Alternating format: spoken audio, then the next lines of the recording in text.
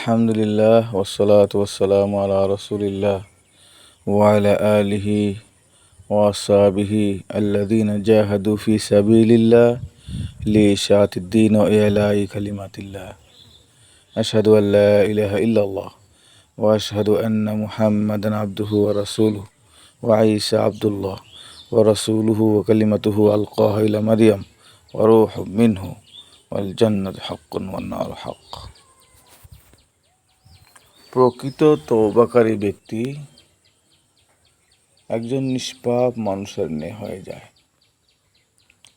আমরা তওবা করি, গুনাহ মাপ চাই, এটা খোদার হুকুম।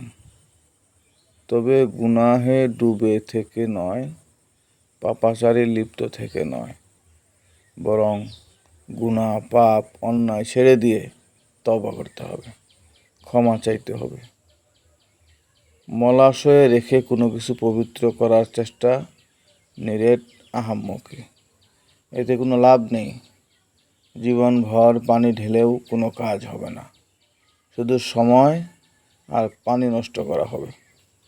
তওবা অর্থই ফিরে আসা, অপরাধ জগৎ থেকে ফিরে আসা, নেকের পথে, অন্ধকার থেকে আলোর দিকে ফিরে আসা, ভ্রান্তি থেকে সঠিক পথে ফিরে আসা, ভ্রষ্টতা থেকে হেদায়েতের পথে ফিরে আসা।